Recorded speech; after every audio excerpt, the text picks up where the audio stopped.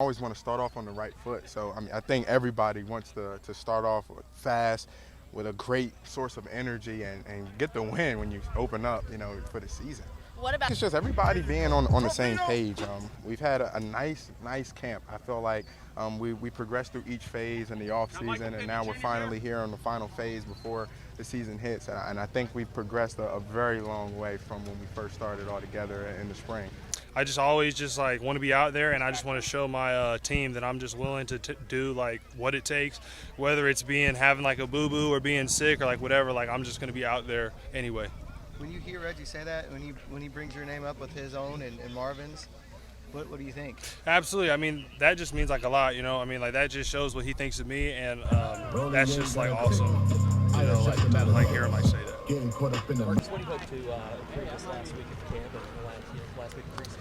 I'm just looking to finish strong. I feel like so far we've had a very, very good camp, so just looking to finish strong and hopefully start week one fast. Sorry, go ahead. You said early in camp you were trying to find Matt Ryan's spot. You were going to your spot, maybe not his. Yeah. How has that grown, and how do you grow that?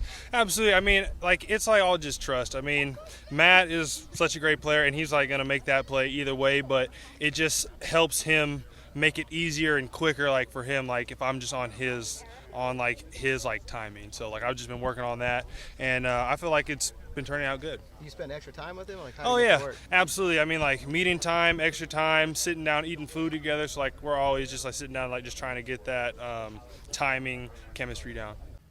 Hello, I am Joel A. Erickson, and this is Nate Atkins of the Indy Star. We're here the second to last day of Colts training camp out here at Grand Park, and for the first time in camp, injuries have become a talking point. They lost Rigoberto Sanchez yesterday. To confirm this morning that it was a torn Achilles tendon. They're gonna have to find another punter. They were working out guys today. I know they worked out former Buffalo punter Matt Hawk among others is one of them. But they got to find another punter. It's gonna be tough to replace Rigoberto Sanchez. And you could tell from talking to Bubba Ventrone today, too, just how big of an issue it is for them. Yeah, it was interesting. When I was watching Rigoberto just a few days ago, I remember saying to some people on the sideline, that's the one Colts player we never talk about because there's nothing to say other than he does his job every time. And that's as a punter, as a holder, as a kickoff guy. It's maybe not a Pro Bowl player, but it's just really, really solid at all three of those jobs. And now he's not out there. And that's what Bubba seemed to keep bringing up is it's the versatility and the dependability of him that now you really feel because someone else is going to come in here and try and answer all those jobs at once. And he pretty much said, we're not going to replace it. We're just going to have to try and get through the best we can. So it'll be interesting to see who they bring in because that is a position you just don't build depth on. You have to go find a guy and hope he works. And obviously their goal is not to punt a lot this season, but they're going to have to at some point, and that's been a strength for them the past few years. Well, and one of the things that he does really well is he pins the ball inside the 10. This is an offense that generally picks up yards, not a lot of three and outs with this offense. And there's been a lot of games over the last couple of years that Sanchez has played a key role in by dropping a ball inside the 5 or inside the 10 late in a game, putting it in a corner, putting it where only Ashton Doolin can smoke the return man. It's going to be tough to find that kind of guy. Another injury that we're monitoring today, we don't want to speculate too much on this. Kwity Paye suffered a knee injury midway through practice, did not return to practice, also did not leave practice. There was a wrap on his knee. They took that wrap off by the end. He was watching from the side. I saw him walk all the way to the edge of the field, and then he took a cart at the edge of the field to the facility, which isn't that out of the ordinary. I don't know if you can read too much into the cart, but if he's dealing with an injury, obviously probably the biggest impact of an injured player so far that we've had in camp.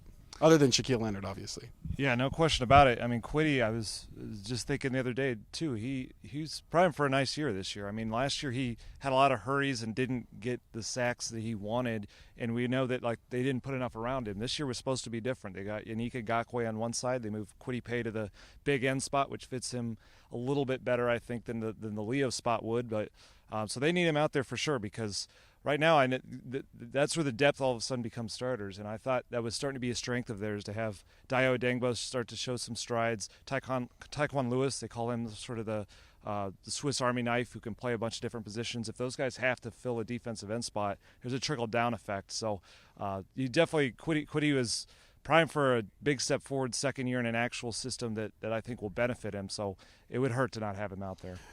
2 significant days left in terms of the injury front. They have a practice tomorrow. They have a game on Saturday against the Tampa Bay Buccaneers where their starters are expected to play at least a half, according to Frank Reich. After that, it's back to West 56 for the Colts as they get ready for the season opener against the Texans on September 11th. For the Indy Star, I am Joel A. Erickson. This is Nate Atkins.